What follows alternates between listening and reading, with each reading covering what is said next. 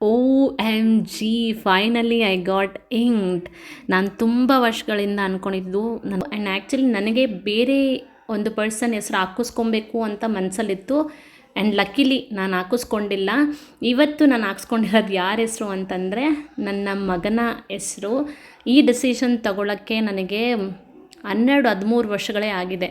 ಅಂದರೆ ನನ್ನ ಮಗನ ಹೆಸ್ರು ಹಾಕಿಸ್ಕೊಬೇಕು ಅಂತಲೇ ದೇವ್ರು ನನ್ನ 12 ವರ್ಷದಿಂದ ಪುಷ್ ಮಾಡ್ತಾನೆ ಇದ್ರು ಅನಿಸುತ್ತೆ. ಆ್ಯಂಡ್ ನಂತರ ಕೆಟ್ಟದಾಗಿ ಡೆಸಿಷನ್ ತೊಗೊಂಡಿದ್ರೆ ಪ್ಲೀಸ್ ಆ ಥರದ್ದು ಯಾವುದೂ ಮಾಡಬೇಡಿ.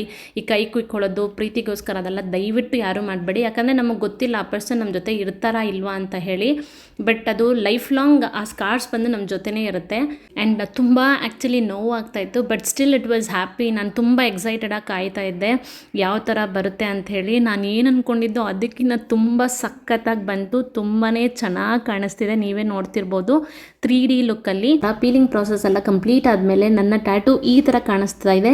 ಫೈನಲ್ ಆಗಿ ನಾನು ಹೇಳೋದಲ್ಲ ಒಂದೇ, ನೀವೇನಾದರೂ ಯಾರಾದರೂ ಹೆಸರು ಹಾಕಿಸ್ಕೊಬೇಕು ಅಂತ ಡಿಸೈಡ್ ಮಾಡಿದರೆ ಯೋಚನೆ ಮಾಡಿ ಡೆಸಿಷನ್ ತಗೊಳ್ಳಿ ಅಂತ ಹೇಳ್ತಾ ಬಾಯ್.